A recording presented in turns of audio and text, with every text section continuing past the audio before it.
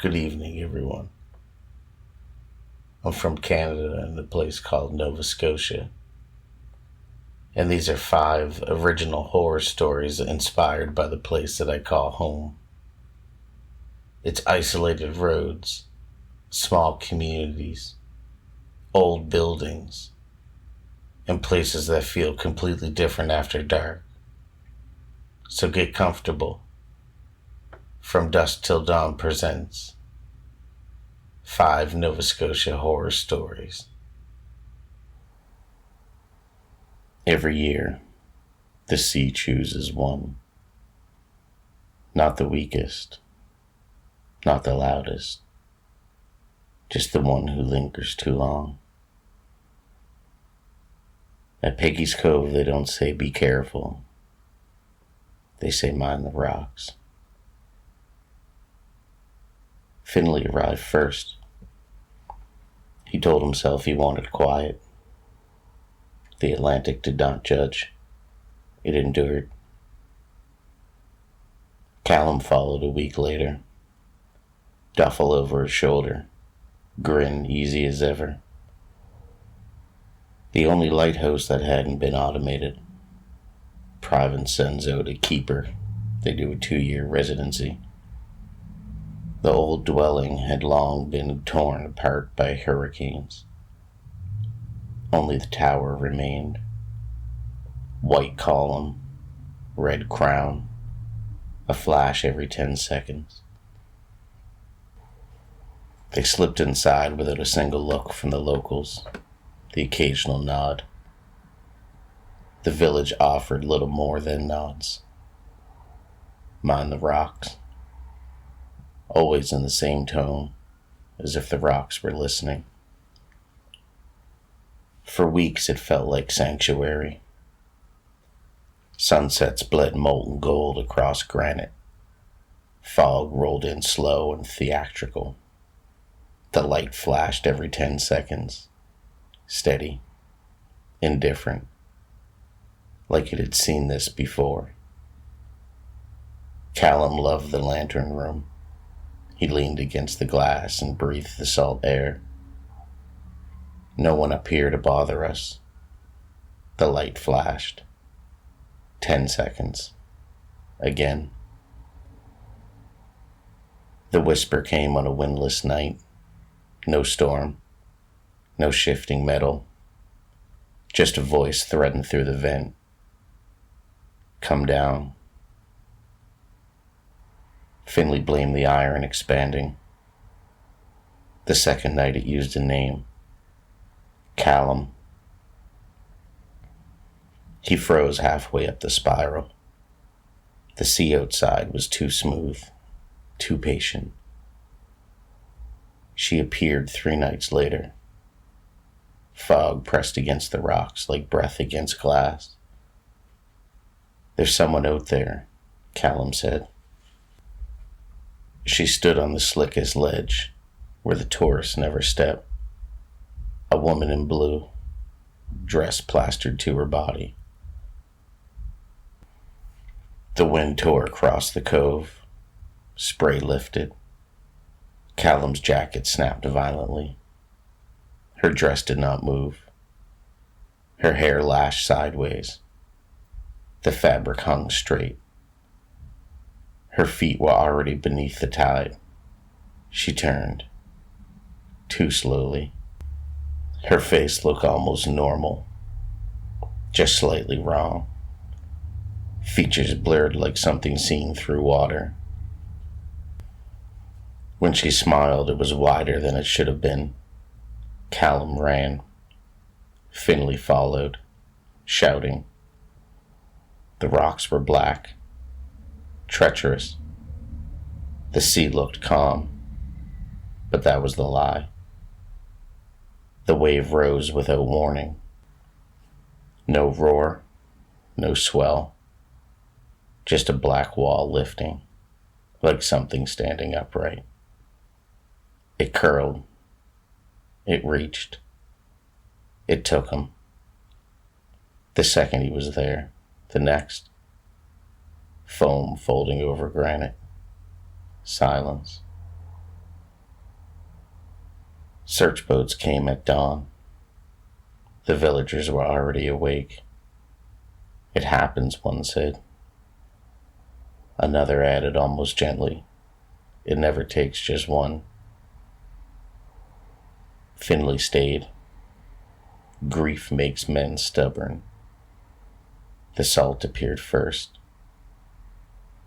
A thin crust on the interior railing, then a shallow sheet of seawater pooling at the base of the spiral. Though the door remained bolted, the light skipped once between its 10-second pulses. 8 seconds. Then 12. Then 10 again. He began hearing Callum's voice in the stairwell. Finn, it's warmer down here. The woman in blue stood further out of reach that night, waiting. An old man stopped Finley on the path one evening. Don't stay after it flashes red. It doesn't flash red, said Finley. The old man didn't blink. It will. The storm arrived without forecast. Wind flattened grass. The sky split open. The whispers no longer pleaded. They commanded, come down. The light flashed. White. White. White. Then, red. Just once. The village lanterns ignited below. They were already gathering. Figures lined the outer rocks, fishermen in oilskins long out of use, women with seaweed threaded through their hair, faces worn thin by water. The woman in blue extended her hand. Behind Finley, the air warmed. Callum stood in the stairwell, faint, flickering. Fight it. The sea rose again, slower this time, expecting him. Finley stepped forward. One step, then another. The villagers did not shout. They watched, because someone must. The wave lifted. It did not crash. It swallowed. Clean. By dawn, the lighthouse flashed steady again. 10 seconds apart, as if nothing had ever changed. At the William E. DeGarth Monument, chisels rang against granite. There are 32 figures carved for those the sea have claimed. There are 33 now. A keeper beneath stylized waves. 2 hands in the stone. One reaching, one pulling. Another car winds down the coastal road. Villagers watch from their porches. The lighthouse flashes. Once. Twice.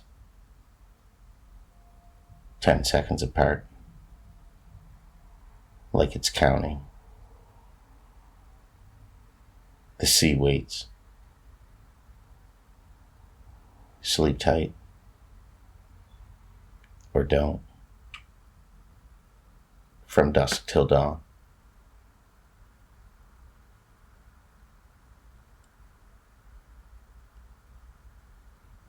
If you've made it this far, I appreciate you listening. If this story left you feeling a little cold in a damp night, like, share, subscribe. I know it sounds cheesy, but think of it like a tip. And it costs nothing to give. Something went into the water that night. Not crashed, not fell, just went in. And 3 days later, something came back out. October 4th, 1967, Shag Harbour, Nova Scotia. People saw lights over the water. 4 of them, orange, low enough to kiss the surface, not scattered, together, moving like they knew exactly where they were going. They slowed, hovered, then pointed straight down, then disappeared. No explosion, no sound like that, just a flash, and then yellow foam. The foam was sitting where the dark should have been unbroken. The boats went out on the water first. Then the Royal Canadian Mounted Police showed up. Everyone said it was a plane, because that's what it had to be. But there were no signals, no wreckage, nothing floating, nothing sinking. The divers went down, and they came back up. They didn't say much, and after a while, the people just stopped talking. 3 days later, the Mercer boy, Daniel, he saw the man. He wasn't supposed to be down there. None of them kids were, not after that. His mother said the water felt wrong. But kids don't stay away from places that adults suddenly fear. Not when something just fell out of the sky. Daniel said the man was already in the water, standing, not swimming, but not trying to get out either. Just there, waist deep, in a place that drops off far too fast for that. And the water around him, well, it just wasn't moving right. Not calm, not rough, just not acting the way that water should. Daniel didn't call out. Later, he said he never felt like he should, because the man wasn't looking for help. He was facing the shore, watching it, like he'd been doing that for a long time. Later, Daniel said the worst part wasn't where the man was, but it was how he looked. He didn't look like someone who'd just come out of the ocean. He looked like the ocean had been holding him together. And now that he was out, it was starting to forget how. When he blinked, it didn't happen together. One eye closed. Then the other followed. His clothes weren't dripping. They were just heavy. Like they'd been wet for days, or filled with something that was. He wasn't cold. He wasn't shaking. And he didn't seem to be tired. He just stood there, studying the shore. the way a person studies instructions. A couple days after that, 5 kids saw him. He was closer this time, knee deep now. One of them waved. The man didn't wave back, but he moved. Not toward them, not away. He just adjusted, like he'd seen arms before, but never had any use for them. The kids laughed. You know how kids do that? When something feels wrong but not dangerous yet. One of them, I think it was Sarah, she stepped closer. She asked if he was lost. The man opened his mouth, but nothing came out. He tried again, and something did. It just didn't sound like it came from his mouth. It sounded like it had been forced through him. Like speech was something wet caught inside the wrong machine. They went back the next day. All of them. He was on the rocks now. Out of the water. Or mostly. He looked drier. Not dry.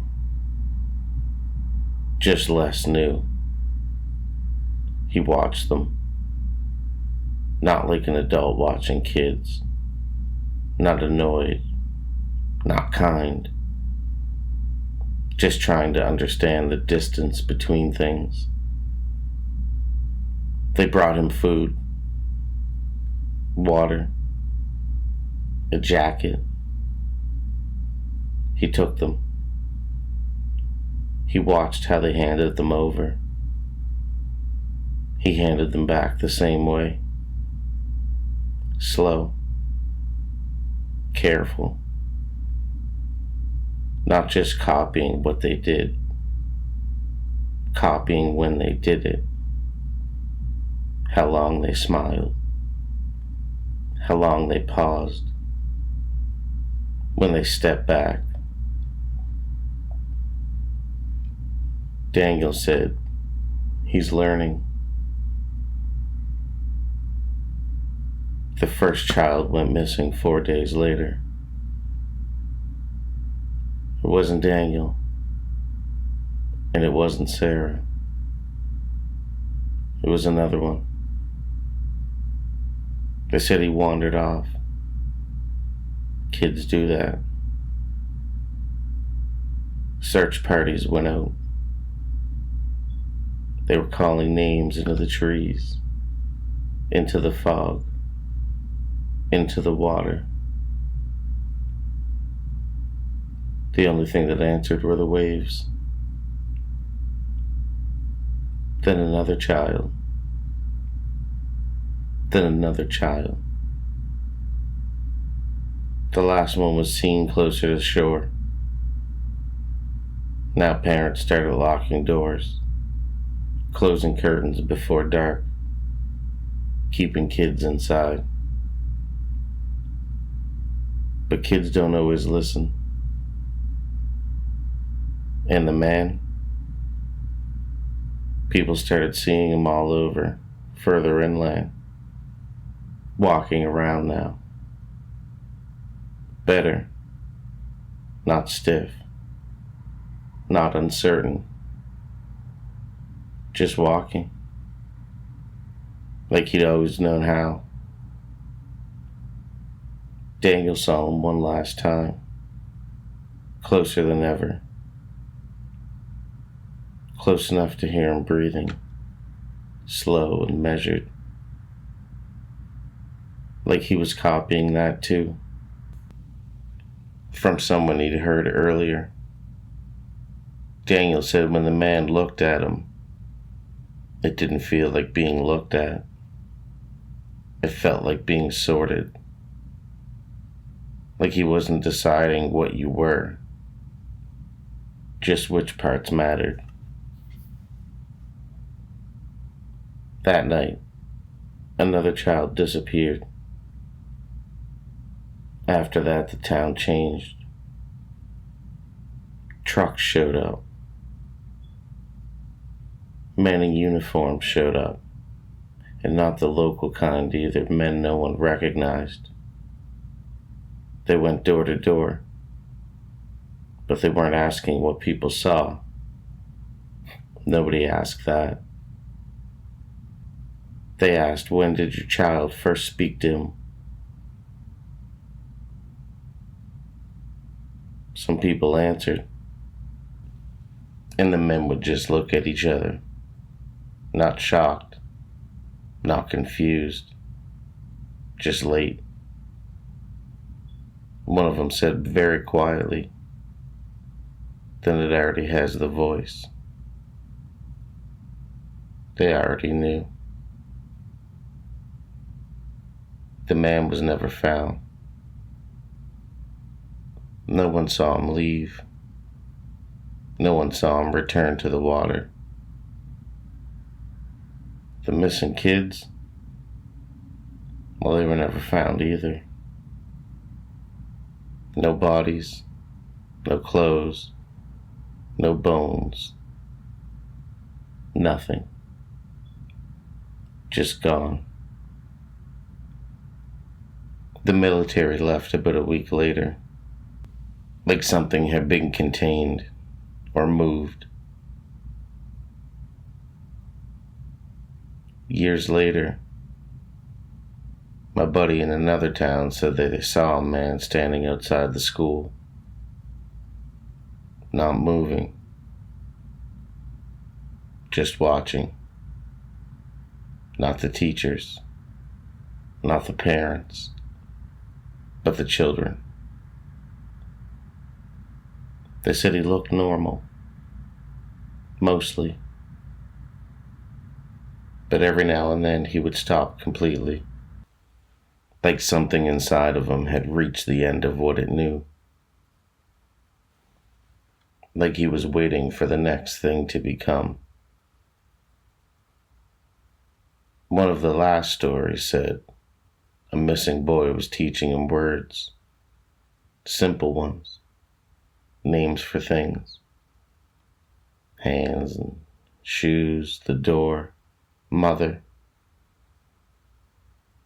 And after a while it stopped needing to be taught, because the next time someone heard that voice, it was calling from inside of a house, and the child who answered it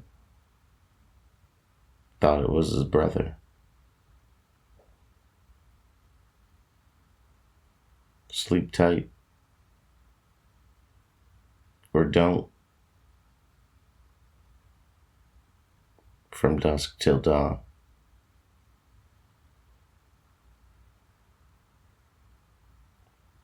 If you've made it this far, I definitely appreciate your support. I appreciate you listening. They train for regionals, not for the apocalypse. The first zombie appeared near Tim Hortons. Nobody thought much of it. In Kentville, Nova Scotia, during the apple blossom weekend, a strange-looking person wandering downtown before noon wasn't exactly headline news. The parade route was already packed. Families lined both sides of the street. Kids sat on curbs holding bags for candy. The smell of fried dough and apple crisp drifted through the morning air. In the front of the parade stood the Valley Vixens Majorette squad. 16 girls, white boots, blue uniforms, silver batons, years of practice, but zero combat experience. Madison adjusted her ponytail. How many people do you think are here? Too many, said Emily. Coach Darlene clapped her hands. Girls, smile. We are smiling. "You look constipated," said Coach Darlene. The girls all laughed. The marching band began playing. The crowd cheered. The parade started moving. Everything was perfect. 3 kilometers away, everything was not. At the Canadian Forces base, an experimental aerosol dispersal test had gone catastrophically wrong. Nobody knew exactly what the chemical was supposed to do. Everyone knew what it did do. People stopped acting human. The military tried to lock the area down. They failed. The infected soldiers and civilian contractors were wandering across the Annapolis Valley, drawn by the loudest thing around, the Apple Blossom Parade. The first infected walked directly onto Main Street carrying a drum.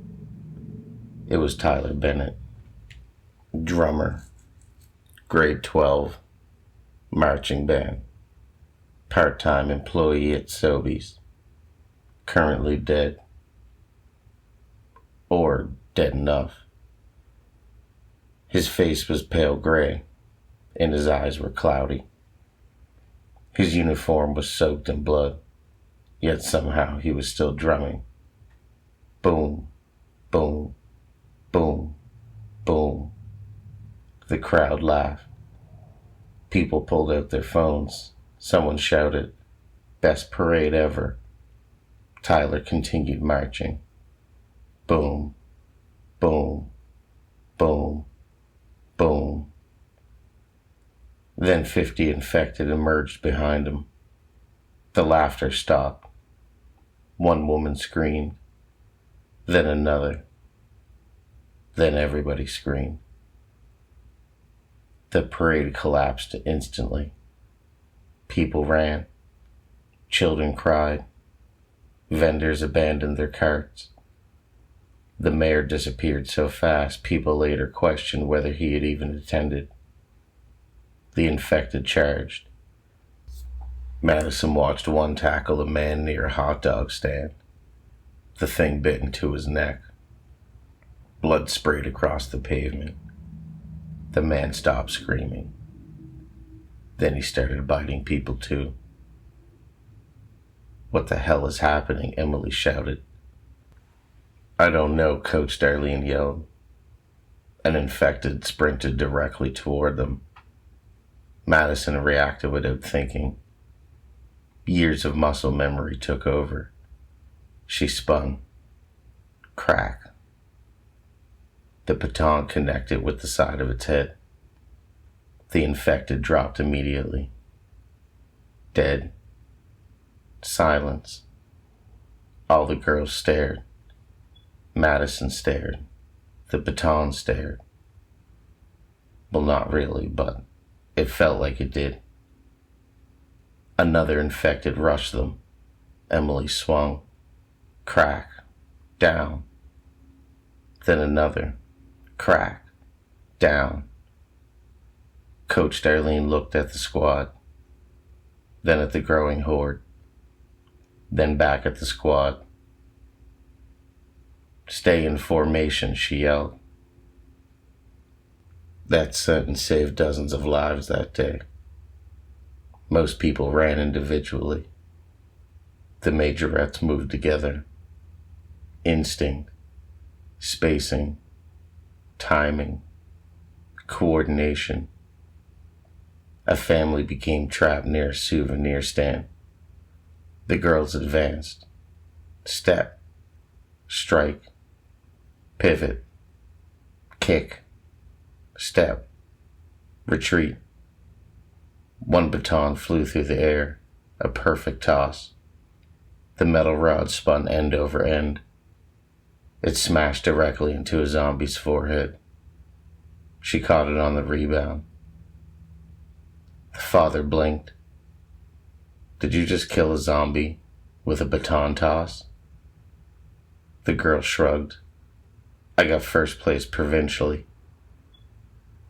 "Fair enough," the man said. By noon, downtown Kentville looked like a war zone. Cars burned, store windows shattered, sirens echoed through downtown. The infected filled every street. Yet somehow, the Valley Vixens kept rescuing people. Not because they were stronger, but because they never stopped moving together. The routines they practiced for years suddenly became combat. Turns became dodges. Kicks became attacks. Tosses became projectiles. One girl launched a baton 30 feet through the air and knocked an infected off a police cruiser. Another kicked a zombie directly into a flower display. Another girl somehow broke a shovel handle and attached it to the baton. Nobody even questioned it. Around sunset, they reached the Apple Blossom Festival headquarters. Almost 100 survivors had barricaded themselves inside.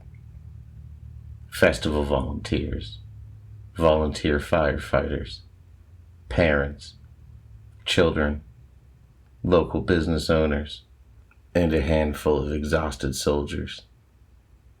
One captain looked at the girls, and then at the uniforms, and then at a pile of dead infected outside. "What exactly are you people?" he asked. Madison answered, "Majorettes." The captain rubbed his face. "Of course you are." Then they heard it. Boom, boom, boom, boom. The room went silent. Everybody knew that sound. Tyler, the drummer, still marching, still drumming, still leading the infected. The military captain climbed onto the desk. "We figured something out." Nobody looked hopeful. The infected are attracted to rhythmic sound. Boom, boom, boom, boom. The captain pointed outside. "That drummer is basically a zombie Pied Piper." The room became very quiet. Emily stared through the window. "That's Tyler. We know that's Tyler." "No, I mean, that's Tyler." "What does that mean?" "He never missed practice." Boom, boom, boom, boom. Nobody argued. The infected weren't wandering. They were following Tyler. Thousands of them. Like a parade. The next morning they climbed onto the roof. The sight was unbelievable. Zombie Tyler marched through Kentville. Boom, boom, boom, boom. And behind him nearly every infected in the valley. A dead parade. Following the dead drummer. Madison smiled. A terrible smile. The kind that produces terrible ideas. Coach Darlene saw it immediately. "No," she yelled at Madison. "We can use him." "No." "We can lead him away." "No." "We absolutely can." "No." 5 minutes later, they were doing it anyway. The Valley Vixens assembled on Main Street one final time. The apple blossoms drifted through the air. Smoke rose from burning buildings and cars. The horde approached. Thousands of infected. Tyler marched at the front. Boom, boom, boom, boom. "Coach," Emily asked quietly, "what's the plan?" Coach Darlene looked at the approaching horde, then at 16 terrified girls in blue uniforms, then at the batons in their hands. Same as regionals. Don't embarrass me. Madison twirled her baton. The girls formed a line. White boots, blue uniforms, 16 survivors against the apocalypse. Coach Darlene sighed. I hate all of you. We love you too, Coach, Madison said. The girls raised their batons. Madison smiled. 5. The squad lifted their weapons. 6. The infected drew closer. 7. Tyler turned toward them. 8. The routine began. The girls did the same routine they did at nationals, just not for the judges, not for the trophies, but for survival. Batons flashed. Zombies followed. The drummer followed. The horde followed. All the way to the edge of town, toward the river, toward the old bridge. Behind them, the survivors escaped. Families crossed to safety. Military trucks evacuated civilians. Everything was working until Tyler's drum strap broke and the drum hit the pavement. Silence. Every zombie stopped, then turned toward the survivors, toward the bridge, toward the fresh prey. Oh no, Emily whispered. Madison looked at the falling drum, then Tyler, then at the approaching horde, then at the girls. And the stupidest idea in human history entered her brain. Cover me, she yelled. She ran. She grabbed the drum and strapped it to her chest. She picked up the drumsticks and started marching. Boom, boom, boom, boom. Every infected turned back to order, every single one. The girls stared. Coach Darlene stared. A soldier whispered, "That's either incredibly brave or incredibly stupid." Coach Darlene nodded. Madison never understood the difference between the two. The final battle became known as the Battle of the Apple Blossoms. Not because it was important, because nobody could think of a dumber name. Madison marched. The zombies followed. The girls protected her, kicking, spinning, throwing batons. The apple blossoms blew through the air like snow. The horde followed the drum onto the bridge. The military detonated the charges.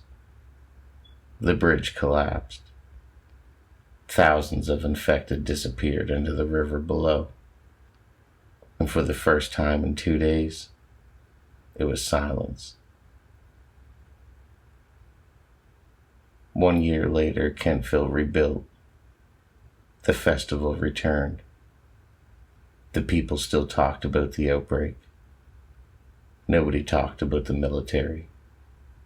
Nobody talked about the gas. Nobody talked about the cover-up. They talked about the girls, the Majorettes, the heroes. A reporter interviewed Madison before the next parade. What was going through your head when everything started, Madison? She looked down Main Street. The marching band waited. The crowd cheered. The apple blossoms drifted through the air. She smiled and looked at the reporter and said, "Honestly?" The reporter said, "Yeah." She said, I was pretty sure we were all going to die. The reporter laughed. Madison didn't. Then she twirled her baton and caught it. Perfectly. Somewhere in the distance, a drummer began keeping time. Boom, boom, boom, boom. Madison grinned, so don't drop the baton. And the parade began. Thank you for listening. Sleep tight. Or don't. From Dusk Till Dawn. The fog rolled over the highlands in slow white walls. Not mist. Not rain. Something thicker. Something that swallowed the distance. Eli kept both hands on the steering wheel as the tires hissed across the soaked pavement. The Cabot Trail had disappeared 20 minutes ago. The GPS had frozen shortly after that, its screen glowing pale blue before going entirely black. Beside him, Nora sat and stared out of the passenger window. There's no way this is still the main road. It is. It's gravel. Eli said nothing. The headlights swept over crooked fencing and leaning posts, stretches of dark field broken by stone walls older than Canada itself. Beyond them, only fog. Then the road narrowed again. Then it narrowed more. Then it became a little more than mud between hills. Nora finally looked at him. Eli, I know, he said. You need to turn around. He checked the rearview mirror. Nothing behind him anymore. Not even the road. Just white. The wind hit the car hard enough to rock it sideways. Somewhere out in the darkness, a bell rang just once. Nora jumped. What the hell was that? Probably livestock, Eli said. But even as he said it, he realized something. They hadn't seen a single animal in over an hour. No cows, no sheep, nothing. The road curved sharply upward. Then the headlights found the house. Stone, low to the ground. Yellow light glowing from narrow windows. A chimney breathing smoke into the storm. Nora let out a breath. Oh, thank God.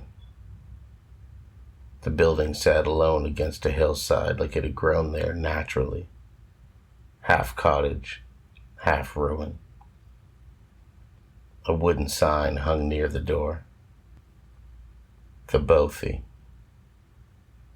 The wind screamed across the hills as they climbed from the car. The cold hit them instantly. Real cold. The kind that climbed into your teeth.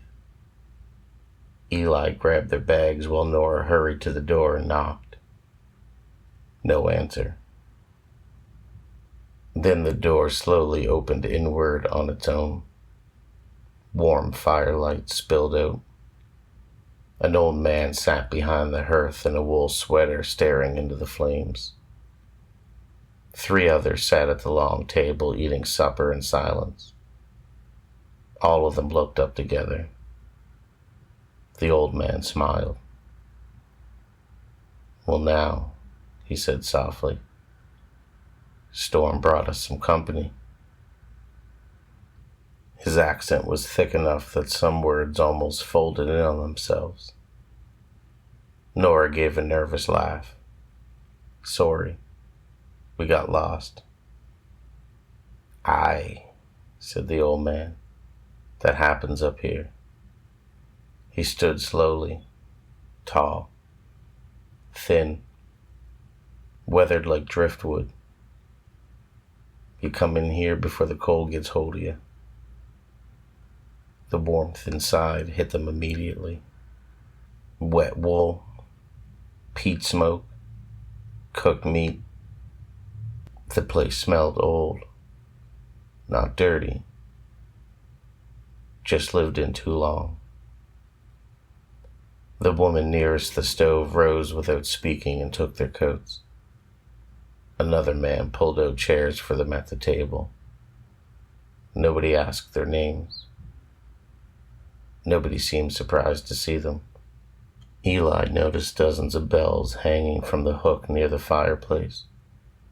Different sizes, different metals, all polished carefully. The old man saw him looking. Sheep bells, he explained. You farm sheep out here? Eli asked. The old man smiled faintly. Aye. Nora glanced toward the windows. The hills outside were empty. The woman placed bowls in front of them. Stew, fresh bread, dark red meat floating beneath potatoes and onions. Please, she said quietly, eat while it's hot. Eli hadn't realized how hungry he was until the first bite. The stew was incredible, rich, tender, perfectly cooked. Nora actually laughed after tasting it. Oh my God. The family watched them carefully. Not aggressive. Proudly. Like grandparents waiting for approval. That's amazing, Nora said. The old man nodded once. Best lamb on the island. Eli swallowed another bite before asking, So where are the sheep? The old man pointed vaguely toward the hills. These is up over yonder. Nora followed his gesture toward pure white fog. Nothing moved out there. No fences, no lights, no sound except the wind. Then a bell rang somewhere in the darkness. One single dull clang. Nobody inside reacted. The old man simply took another spoonful of stew. You folks heading where? He asked. The Alexander Graham Bell Museum, Eli answered. Aye. The old man stirred his bowl slowly. Road won't take you there tonight. We can leave first thing in the morning, Nora said. The woman by the stove finally spoke again. If the fog lifts, she said. Something about the way she said it made Eli uncomfortable. Not threatening. Matter of fact. Like discussing tides. The meal continued quietly after that. The family spoke occasionally amongst themselves in thick Gaelic phrases Eli couldn't understand. Every few minutes one of the bells outside rang again. Always once. Always distant. After supper, the old man showed them upstairs. 2 narrow beds beneath slanted ceilings. A small oil lamp already burning. You're very kind to take us in, Nora said. The old man paused in the doorway. Respect the Bothy, he said. Then he closed the door. Eli waited until the footsteps faded. Okay, he whispered. What? Said Nora. This place is weird. Nora laughed nervously. It's Cape Breton weird, not weird. He walked to the small window. Nothing outside but fog pressing against the glass. Then he noticed something below. Lanterns, moving slowly across the hills. 3 of them, maybe 4. Too far away to see clearly. Then all at once, the lights disappeared. Eli frowned. "What is it?" Nora asked. "I thought I saw people outside," said Eli. Nora said they were probably checking on animals. Eli stared harder into the darkness. Still nothing. Then another bell rang. Closer this time. Later, sometime after midnight, Eli woke suddenly. Silence. Not wind anymore. The house had gone completely still. Beside him, Nora slept deeply. Then footsteps downstairs. Slow. Measured. A door cracked open. Eli slipped from the bed carefully and moved into the hallway. A faint orange glow flickered below. He descended halfway down the stairs before stopping. The family stood together near the front door wearing heavy coats. Nobody spoke. The old man held a lantern in one hand and a long curved knife in the other. The front door opened. Cold fog poured inside. And for a moment, Eli thought he saw shapes moving behind the threshold. Tall white forms shifting in the mist. Then the door closed again. The family turned. Eli hurried silently back upstairs before they could see him. By morning, the storm had somehow worsened. The road outside no longer existed. Not washed out. Gone. Only hills and fog remained where the path should have been. "That's impossible," Nora whispered. Eli didn't answer, because something else had caught his attention. Footprints. Hundreds of them. In the mud around the Bothy. Bare human footprints, leading toward the hills. Not one set returned. The old man appeared behind them carrying firewood. "Fog changes the land," he said calmly. Eli turned sharply. "We're leaving." "Aye," the old man nodded. "When the road returns."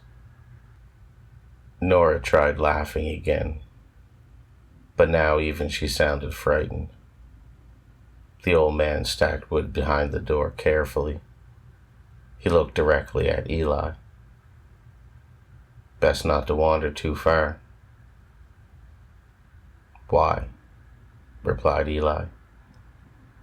The old man's eyes drifted toward the hills. "Sheep get nervous near strangers." That afternoon, Eli found the shed. It sat further uphill behind a line of stone fencing. Low roof, heavy wooden doors, one slightly open. Inside smelled strongly of wet wool and iron. Rows of hooks hung from the ceiling. Tools lined the walls. Shears, knives, bone saws, and hanging from wooden pegs, skins, dozens of them. At first, Eli thought they were animal hides. Then he stepped closer. Too large, too long, too human-shaped. Yellowed wool stitched crudely together around openings for arms and legs. Inside one hood, something dark clung to the fabric. Hair. Human hair. Eli stumbled backwards. Then he saw the bells. Each skin had one tied around the neck, and a voice spoke behind him. "You shouldn't be in here." The woman from the stove stood in the doorway holding a lantern. Her expression wasn't angry. It was disappointed. "The storm brought you to shelter," she said softly. "The Bothy keeps its promises." Eli walked back toward the door. "What are those?" She looked at the hanging skins. "The flock." "No." His voice cracked. "No." The woman tilted her head slightly. "Long time ago there were sheep here," she said. Then winter came harder. She stepped aside slowly. Now the hills eat different. Eli ran, back through the fog, back toward the Bothy. Mud splashed up his jeans as panic finally took hold in his chest. Human skins. Human fucking skins. He burst through the front door breathing hard and stopped immediately. The family sat silently at the dinner table waiting for him. 4 bowls already prepared, steam rising slowly into the room. Nora sat among them, too calm. The old woman rested a hand gently on her shoulder. Eli looked at Nora. "Nora?" She looked up slowly. "They know you went in the shed." The old man sighed softly. "Could have ate supper first." Eli backed toward the door. "What the fuck is wrong with you people?" The younger man at the table frowned. "You gonna mind your tongue now?" The old woman pushed one of the bowls slightly closer to Eli. "Eat before you run, would you?" Then Nora started crying. Not loudly, just silent tears rolling down her face. "They said we can leave tomorrow," she whispered. The old man looked disappointed. "We said maybe." Eli grabbed Nora's arm. "We're leaving now." The younger man stood instantly. Fast. Too fast for someone his size. The chair slammed backwards across the floor. Then everything exploded at once. The old woman grabbed Nora violently by her hair. Nora screamed. The old man overturned the table toward Eli. Bowls shattered. Boiling stew splashed across the floor. The younger man charged forward with terrifying speed and tackled Eli into the wall hard enough to crack the plaster. Eli punched him blindly. Something broke. The man laughed. He actually laughed. "Hold him still," the woman shouted. "Don't bruise the meat." The words hit Eli harder than the tackle. A younger woman came rushing from another room carrying a thick wool rope. Nora shrieked as the old woman forced her face against the table. Eli saw blood already running from her nose. The old man moved calmly through the chaos, carrying a curved skinning knife.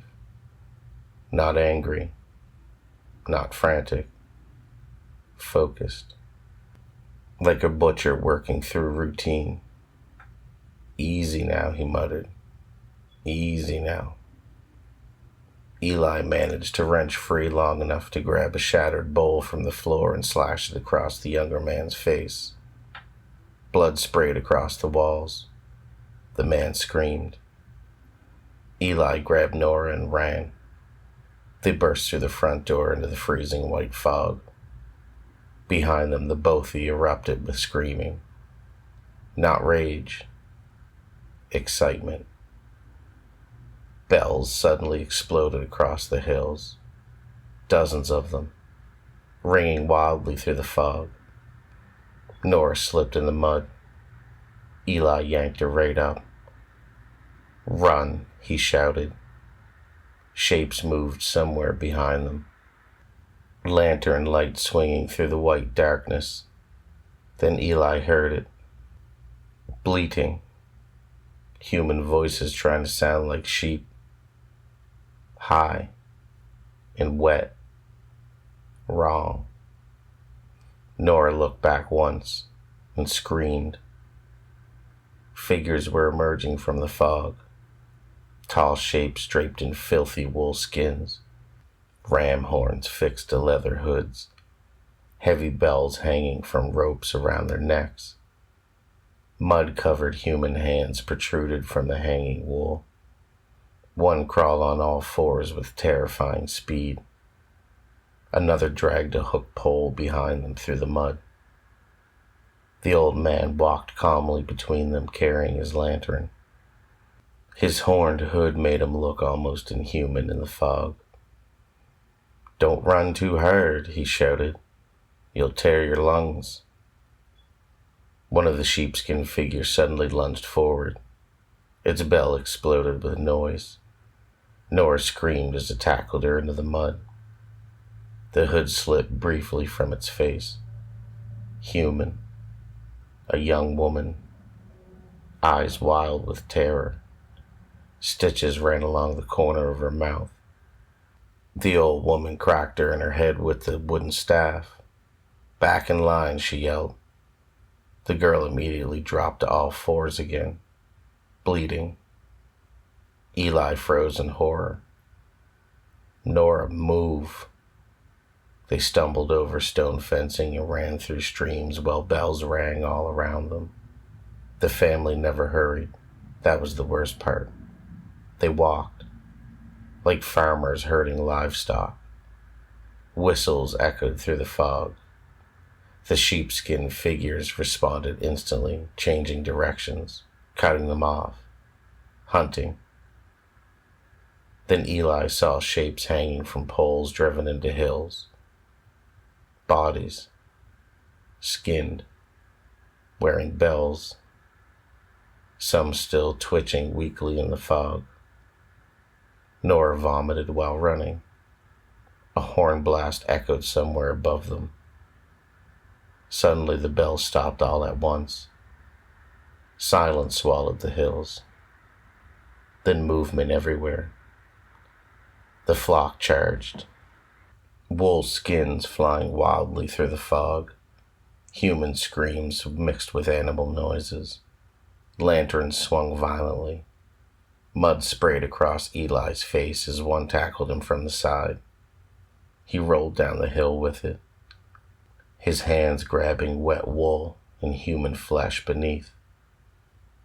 The thing screamed directly into his face through rotted sheep teeth sewn into the hood. Eli grabbed a rock and smashed it repeatedly into the figure's skull until it stopped moving. The bell continued ringing softly. Above him, Nora screamed once, then stopped. Eli looked up. The family stood on the hillside surrounding her. The old woman held Nora gently while a younger man pulled the sheepskin over her head. Nora thrashed violently beneath the wool. The bell around her neck began ringing desperately. The old man looked down at Eli from the fog, almost pitying. "You can't let good meat wander off, lad." Then the family disappeared into the white hills, carrying Nora with them, leaving only bells ringing somewhere deep in the fog. Thank you for listening. Sleep tight, or don't. From Dusk Till Dawn. The sailor was still alive when they pulled him out of the tree. His body had been folded over a branch 30 feet above the ground, arms hanging loose, throat open from ear to ear. Blood should have covered the snow beneath him. There was none. Meduas looked up just as the sailor's eyes opened. "Don't let me come down," the man whispered. Then something inside of his chest began striking his ribs. Once, twice, hard enough to crack bone. The hunters raised their weapons. The sailor screamed.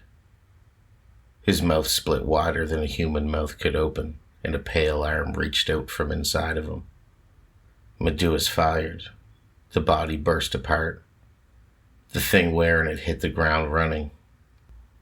BL moved first. He drove his spear downward, but the creature twisted beneath the point and sprang between the trees on 4 white limbs. It was too narrow, too fast. Pieces of the sailor still hung from it. A hand, part of a jaw, one blue eye swinging from a strip of skin. Lintook fired an arrow. The shaft entered its back. The creature screamed in the sailor's voice, then in a woman's, then in the voice of Lintook's dead mother. "My son." Lintook froze, but only for a breath. Meduas struck him across the shoulder. "It's not her." The creature disappeared over the ridge. The 5 hunters followed. They moved without calling to one another. BL tracked. Meduas read the land ahead. Mali watched the branches and the snowbanks for anything pretending to be still. Sebel guarded the rear. Lintook ran with the shame of his hesitation burning inside of him. The trail should have been easy. Black fluid sprayed across the snow. The creature had one of Lintook's arrows in its back. After 50 paces, the blood stopped. The prints changed. 4 limbs became 2 feet. Then bare feet became boots. Then the trail divided into 6 identical paths. BL stopped. Each set of tracks carried the same depth, the same stride, the same torn heel on the left boot. "It learned the sailor's walk," Lintook said. "No," BL answered. "It looked toward the eastern trail. It learned what we would follow." Meduas studied the forest.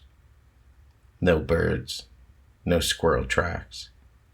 Nothing crossed the 6 paths. Animals had given them all room. Mali crouched beside a spruce tree. A small flap of skin caught on the bark. She lifted it with the point of her knife. It was an eyelid still trying to blink. "It's shedding him," she said. Meduas looked east, beyond the trees. Smoke rose against the winter sky. A settlement. The creature had chosen its direction before they even found the sailor. "It wants walls," Meduas said. BL nodded. "And people who do not know what it is." They followed the eastern trail. The other 5 ended in traps. One led to a hollow log filled with severed fingers. One circled back toward the tree. Another crossed a frozen brook and stopped in the center where something beneath the ice knocked gently against their feet. The true trail grew harder to see as they neared the settlement. Not because the creature was weakening, because it had stopped running. It was walking now, practicing. At the edge of the forest, they found the sailor's boots placed neatly beside one another. Inside them were both of his feet. Beyond that, no trail entered the open ground. BL stood at the snow. It did not cross here. Meduas looked toward the settlement. A dozen houses, a church, store sheds near a tidal river, half a palisade facing the forest, nothing guarding the water. Smoke drifted from every chimney. A bell rang once, then stopped. Molly turned toward the line of spruce north of the village. Someone is watching us. A musket flashed between the trees. The shot struck Sebel beneath the ribs. He fell hard. Lynn took fire toward the smoke. Matus knocked the bow aside. Human. 3 soldiers stepped from the palisade with the muskets raised. More settlers appeared behind them, men with axes, women pulling children into houses. The hunters lowered their weapons but did not drop them. The gray-bearded officer came through the unfinished gate. You will remain where you are. Matus glanced at Sebel. Blood spread beneath him. Mali pressed both hands over the wound. The ball had passed through. He was alive for now. We followed something into your village, Maduas said. The officer looked at the blood on their clothing. You followed a sailor. We found what remained of him. The man in black stepped beside the officer. His collar was white. His face was not. He looked at the hunters as though they were a disease. Captain Hallcrow, he said, do not let them closer. Hallcrow kept his pistol trained on Maduas. What happened to the sailor? Maduas pointed toward the houses. Part of him is already inside.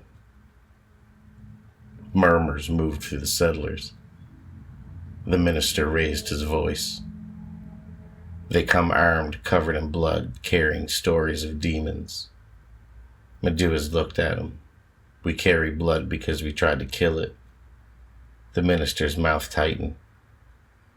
You expect Christian people to believe creatures walk inside men? No. Maduas looked past him. I expect you to believe what you see. A child screamed. The sound came from the nearest house. A woman shouted a name. Then a man stumbled into the road, barefoot, coat open, skin gray with cold. The settlers erupted. Daniel. A woman ran toward him. Maduas saw the walk, left foot dragging, right shoulder hanging lower. The sailor's walk. Stop her. Captain Hallcrow turned. What? Stop her now. The woman reached the man. He opened his arms. She threw herself against him. For one moment he held her gently. Then his fingers entered her back. Not through cloth, through bone. Her scream became a wet, choking sound. The man lifted her from the ground. His face changed. The skin loosened. The jaw widened. The sailor's blue eye opened beneath Daniel's cheek. Maduas fired. The ball entered its neck. The creature dropped the woman and ran toward the church. The settlers opened fire. Shots tore through doors, walls, and one another. The creature crossed the road untouched. Biel threw his spear. It entered the thing's leg and pinned it briefly to a fence. The creature bent backwards, reached down and tore its own leg free. Something pale spilled out from inside the torn limb and crawled toward a cellar. Mali saw it. Under the houses, the creature reached the church steps. The doors opened from within. No one stood there. It slipped inside. The doors closed. Silence fell over the settlement. The dead woman lay by the road. Sebel bled into the snow. The settlers stared at the church. Then the hunters. The minister whispered a prayer. Meduas walked toward the village. Captain Hallcrow didn't stop him this time. You said part of the sailor was already inside, the captain said. Meduas looked at the cellar doors beneath the houses, at the chimney smoke, at every frightened face learning the names of the people around it. No, he said. I said part of him. From beneath the road came 3 slow knocks, then another 3, then answering knocks from beneath every house and bellwether. No one moved. The knocking traveled beneath bellwether in a slow circle. 3 beneath the cooper's house, 3 beneath the barracks, 3 beneath the church. Then silence. Captain Hogcrow looked toward the unfinished palisade. How many? Meduas watched the cellar doors. At least 2. The minister turned on him. You said 1. I said we followed 1. Molly cut open Sibel's coat. The musket ball had passed beneath the ribs, but blood kept welling between her fingers. She looked toward the nearest house. I need a cloth, boiled water. No one moved to help her. The settlers still stared at the hunters as if the thing in the church had somehow come from them. A broad woman pushed through the crowd. Her hair was tied beneath a gray cap. Bring him inside. The minister caught her arm. Agnes. He is bleeding. They may have brought this upon us. Agnes pulled free. So did your sermon stop Daniel from opening his wife? The minister had no answer. Agnes helped Molly carry Sabel into the tavern. Meduas remained on the road. The woman the creature had killed lay by where it had dropped her. Her name had been Ruth Pike. Her husband stood several paces away, unable to approach. The wound in her back was too wide for any hand. Still something moved beneath her dress. BL saw it. Burner. Ruth's husband looked at him. She's not yet cold. That's why. Several settlers raised their weapons again. Captain Hallcrow stepped in between them. You'll explain. Meduas nodded toward the body. The thing inside the sailor left pieces of itself behind.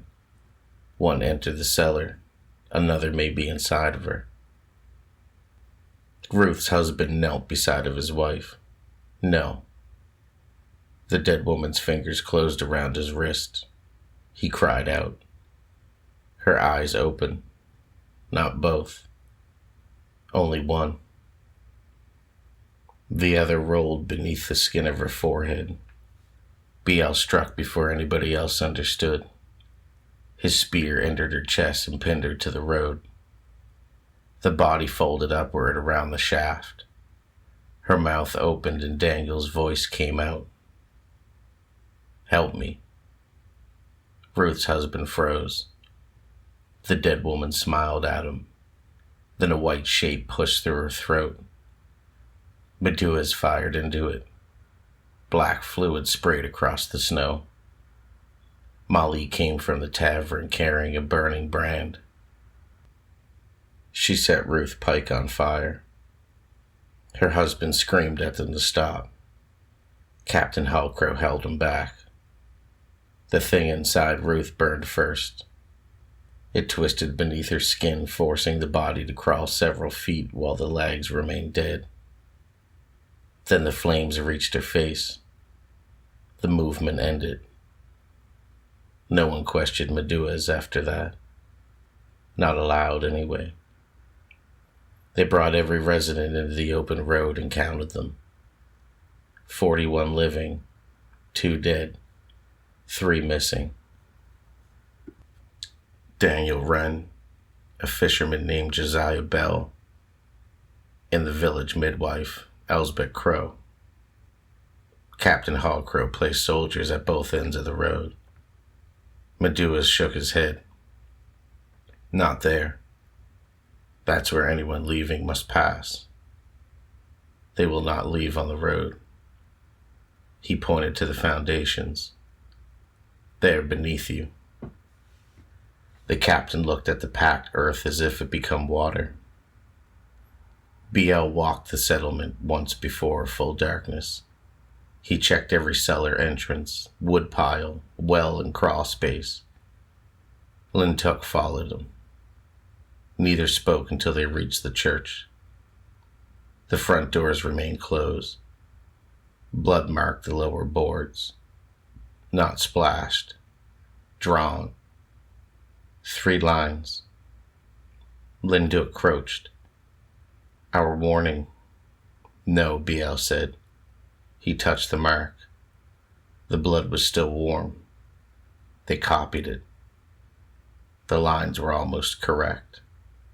Almost. But the lower stripe bent the wrong way. The creatures had seen the sign before. They knew it frightened the hunters. Now they were using it to make the old knowledge uncertain. From inside the church came the sound of someone breathing. Slowly. Deeply. Lintook lifted the bow. A child's voice whispered from the other side. BL. The tracker's expression changed. Only slightly. The voice whispered again. You left me in the river. Lintook looked at him. BL stopped away from the door. My brother drowned when I was 12. The voices scratched softly against the wood. You held my hand until I stopped.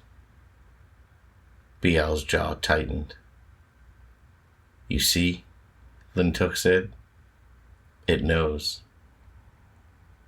No. BL looked at the blood mark. It listens. He raised his voice. My brother had no tongue. The breathing stopped. Something slammed into the door from inside. The entire frame shook. Lintook almost smiled. They made it reveal its ignorance. Then another voice spoke. This one belonged to Metuas. Open the door. Both hunters turned. Metuas stood at the far end of the road. Then the thing inside the church laughed. By sunset, they had moved all the villagers into the meeting hall. 1 room, no cellar, 2 doors, with very small windows. Molly examined each person before allowing them inside. She checked wounds, gums, eyes, and breath. Reverend Vale objected when she cut the palm of every person who had disappeared from sight during the attack. You mutilate frightened people. Molly looked at the blood on her knife. A frightened person bleeds. An old settler named Ezra Webb did not. The blade entered his palm. Nothing came out. Ezra looked down at the cut, then at Molly. His face remained calm. Too calm. She drove the knife upward beneath his chin. The old man caught her wrist. His hand tightened. Bones cracked. Molly gasped. Metuas struck him across the temple with the butt of his musket. Ezra's head twisted completely around. His body remained facing forward. Somebody screamed. The thing wearing Ezra opened its mouth. A second mouth inside opened up, then a third. BL and Lintook pinned it against the wall with spears. Captain Hallcrow fired into its chest. The creature laughed in its own voice. Metuas poured lamp oil all over it. The settlers backed away. Reverend Vale stood frozen near the door. Ezra's face turned toward him. Josiah. The minister went pale. The voice changed. A woman now, soft and familiar. Why did you bury me alone? Vale dropped the Bible in his hand. Meduas lit the oil. The creature burned. Its skin split, revealing a narrow white body beneath. It struck the wall hard enough to crack the boards. When the flames finally consumed it, the old meeting hall had smelt like wet earth and old blood. Vale stared into the fire.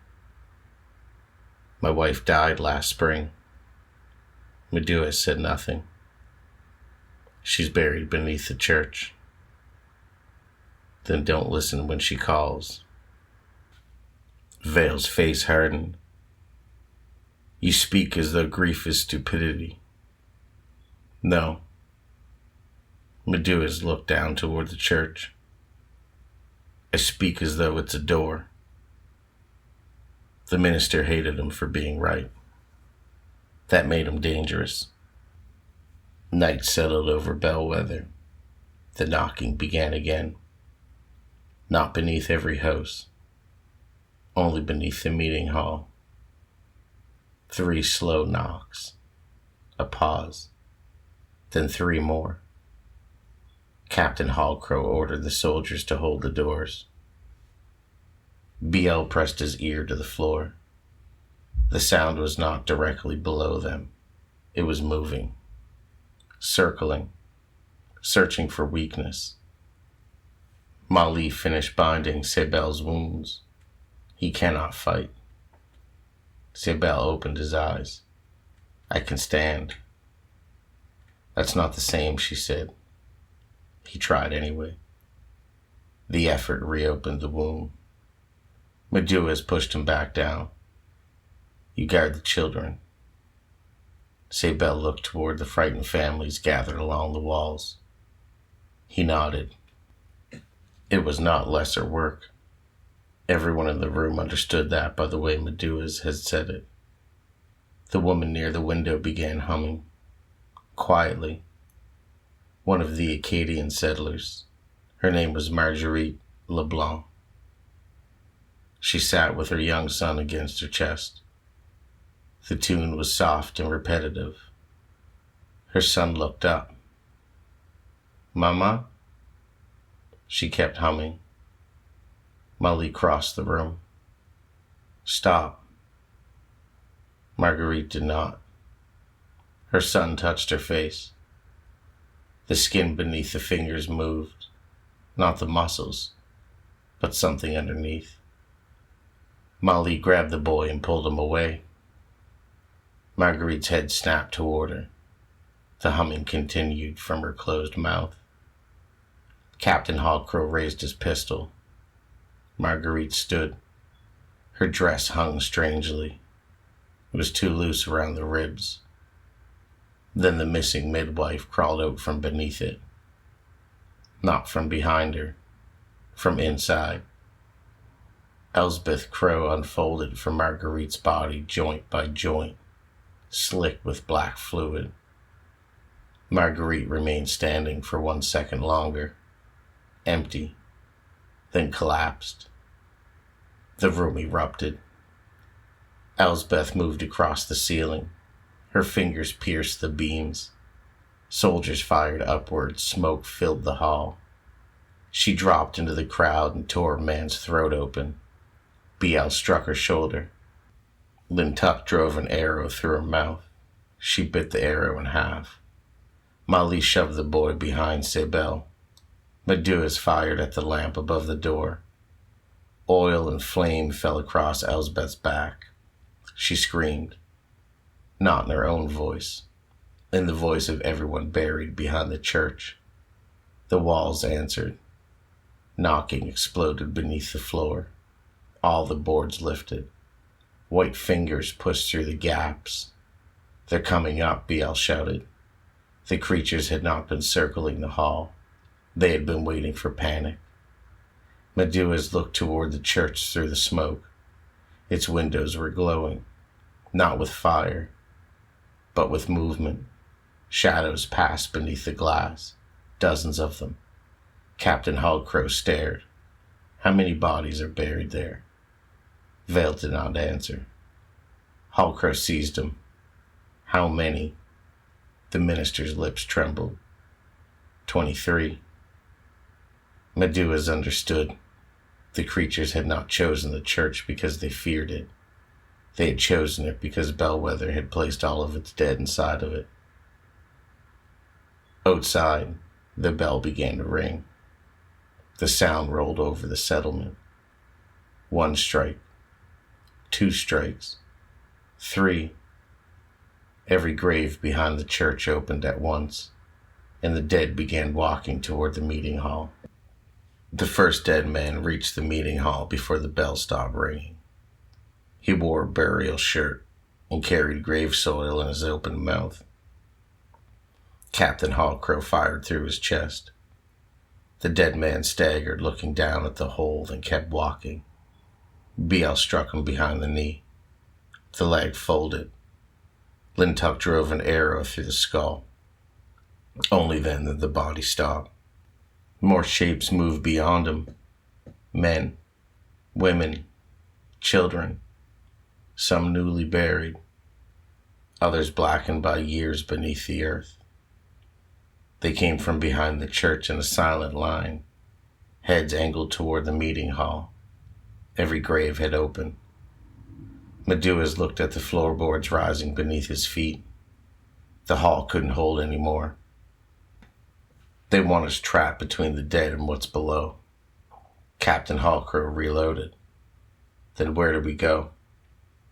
The river. Reverend Vale stared at the walking bodies. My wife is among them. Meduas grabbed the minister's coat. Then decide now whether she is your wife. Vale looked through the smoke. The woman in a faded blue dress stood near the churchyard wall. She had been beautiful once. Perhaps she was still to him. Her neck was bent from the grave, and she smiled. Josiah. Vale's face broke. She held one hand out. The fingers were dark with earth. Come home. Meduas released him. The minister lifted the axe beside the door. My wife hated that dress. Then the thing wearing her stopped smiling. Vale understood. It had her voice. It had her memories. But not her. He stepped into the road. His wife ran toward him. Vale waited until she was close, then swung. The axe split her face. Something white uncoiled from inside of her and wrapped around his arm. He screamed. Captain Hallcrow fired. The white thing burst apart, but Vale went down with it. Meduas dragged him clear. Can you stand? Vale looked at what remained of his wife. Yes. Then he said, burn the church. The minister rose. The doors of the meeting hall broke inward. White fingers were reaching through the floor. BL overturned a table and drove it across the opening. Move. Families poured into the road. The hunters formed around them. Sabel remained near the children, one hand pressed over his wound, and the other hand holding a musket. He could barely walk. Still, none of the dead came close to him. Every time one did, he fired. The road became smoke and fire. Creatures used familiar faces first. A dead father calling to his son. A drowned girl reaching for her mother. A soldier killed years earlier, still wearing the red coat. And when those failed, they stopped pretending. Bodies opened, ribs spread, pale limbs unfolded from inside them. The dead climbed walls and roofs. One ran across the side of a house without touching the ground. Another squeezed through a window no wider than a man's head. The settlers fired wildly. Medua struck one musket aside before it killed Biel. Do not shoot at movement. What else do we shoot at? The soldier yelled. What we give you. Biel whistled once. The hunter shifted. Lintook fired from the roof. Mali marked targets with burning cloth. The soldiers began following their shots, one target at a time. A creature dropped, then another. Then the difference was immediate. The settlers stopped fighting like frightened people. They began fighting inside the hunters' plan. Meduas pointed toward the landing. Keep the families between the carts. Do not let anyone leave the line. Captain Hallcrow repeated the order. The villagers moved downhill. Behind them, Reverend Vale reached the church. The dead gathered around him. He smashed a lantern against the door. The flames spread across the boards. The bell continued ringing above him. Mrs. Vale's voice called to him from inside. Josiah. Vale looked up at the tower. You are not my wife. The bell stopped. Every dead face in the churchyard turned toward him. Vale smiled once. Then he threw the second lantern through the window. The church ignited. The creature screamed, but not from the holiness, from the fire. The sound rolled across Bellwether.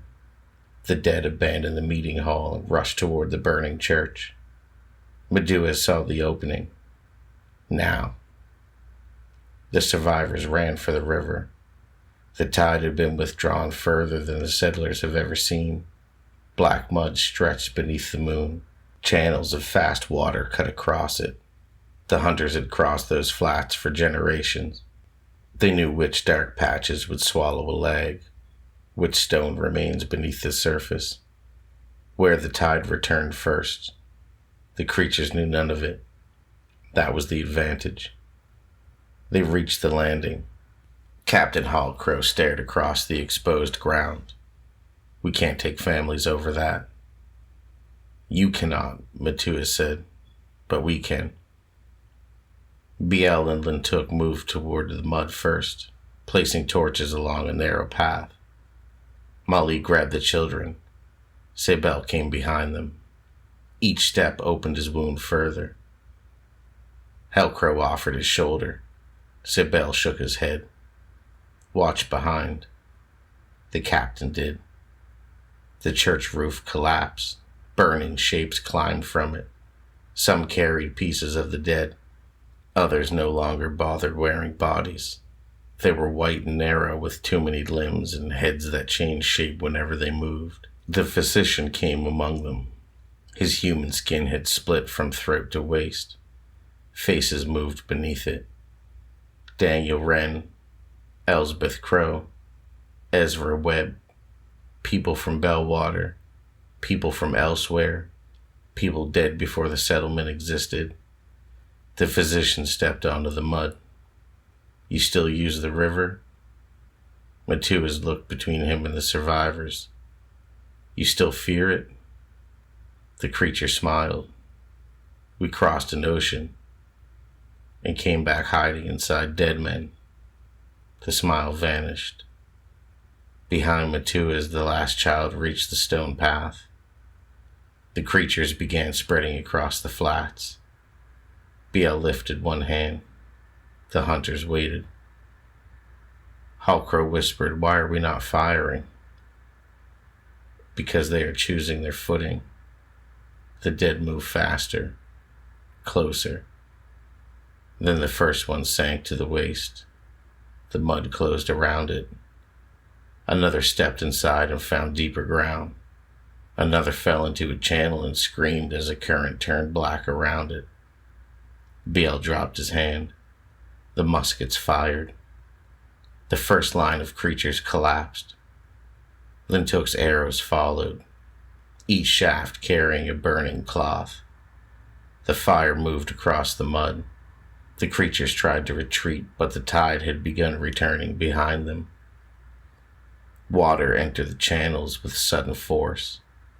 The flats changed shape. Safe ground disappeared. The hunters moved with it. The creatures did not.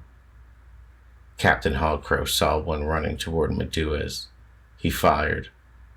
The ball shattered its knee. Meduez drove a burning spear through its mouth. For the first time, the captain and the hunter looked at one another without suspicion. The physician struck. He crossed the mud faster than anything would have been able to move. One moment he stood near the shore. The next his hand was through Hallcrow's chest. The captain looked down.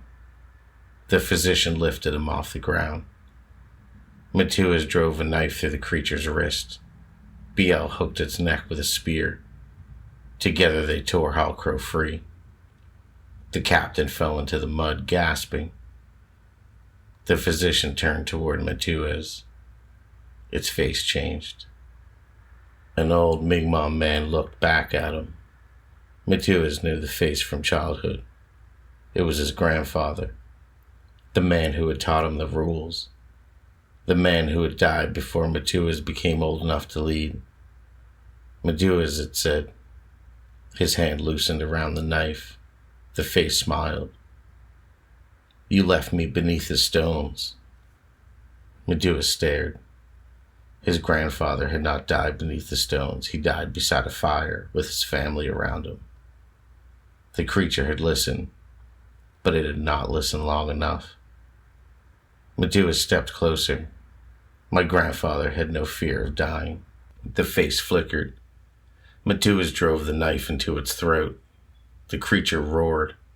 The false face split open, white limbs erupted from its back and caught Meduez around the waist. Lintuk ran toward them. The physician saw them and stopped.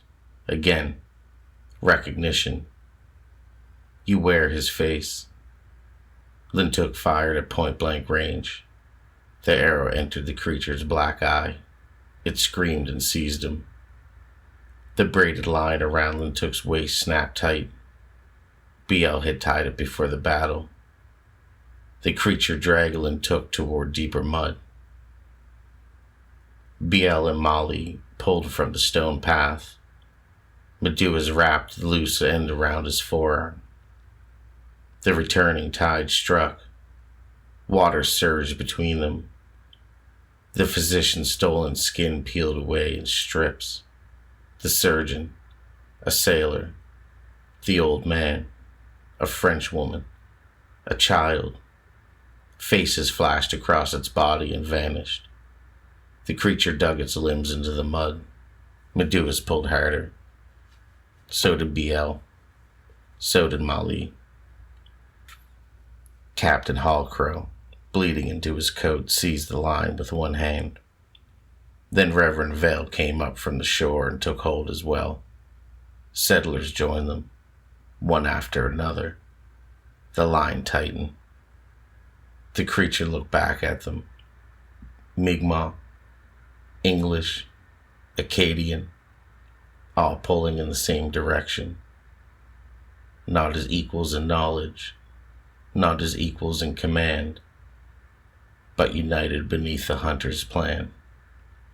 The physician began laughing.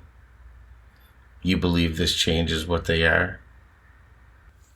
Meduez pulled until a line cut through his palms. No.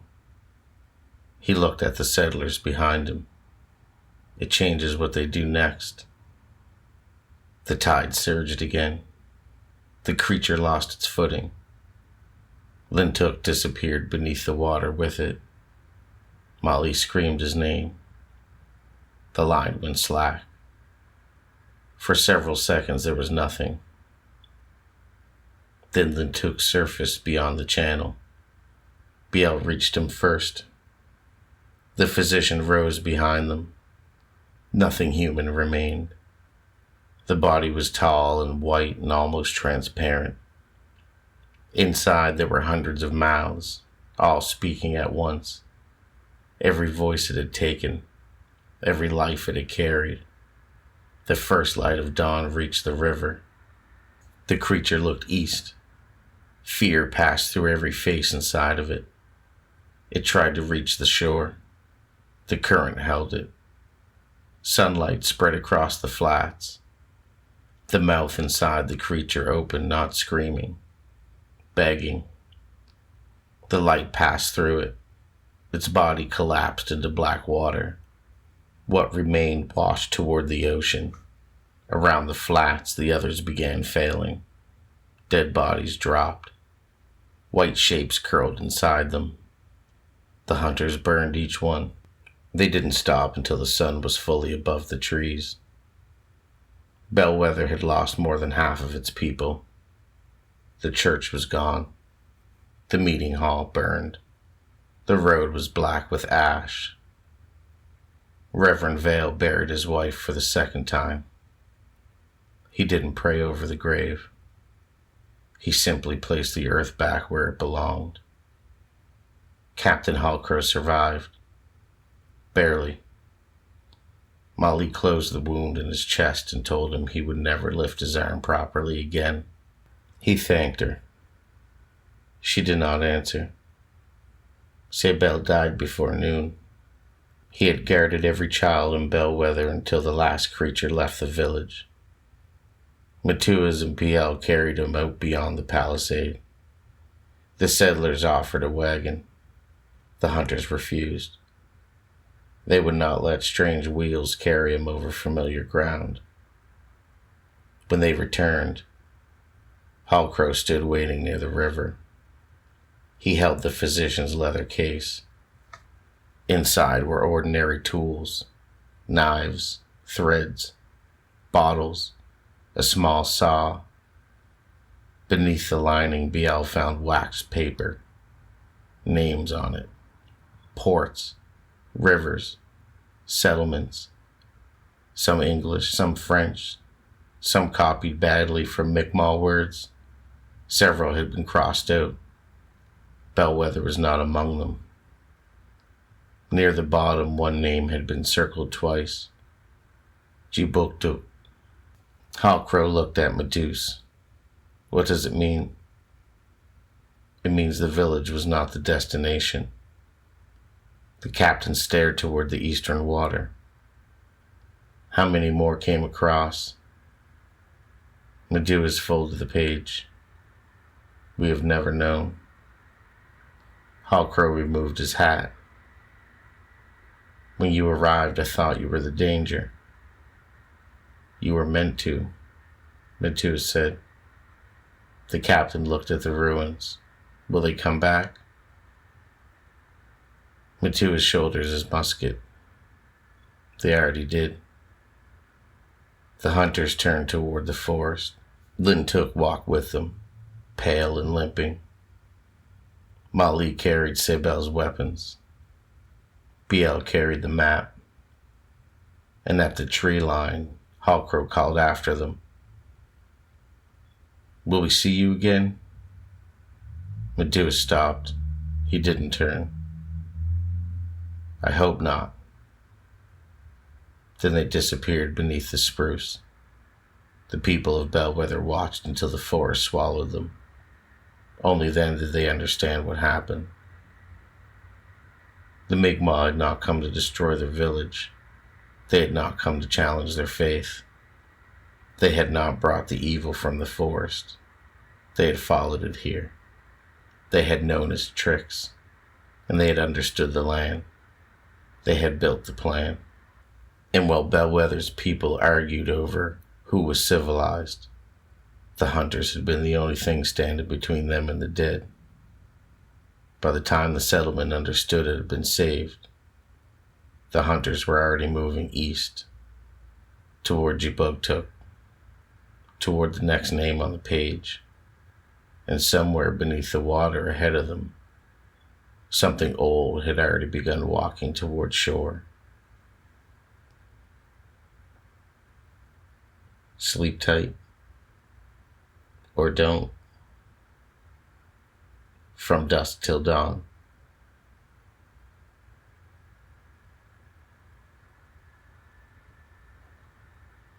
If you made it this far, I appreciate you listening. Give us a like and subscribe. Share it if you feel like it. You don't have to, though. but I appreciate you listening. Thank you. If you made it this far, thank you for spending the night with me here in Nova Scotia. These may only be stories, but around here, the darkness, the weather, and the empty roads do a lot of the writing for you. If you'd like to hear another collection like this, let me know in the comments. Sleep tight, or don't. From Dusk Till Dawn.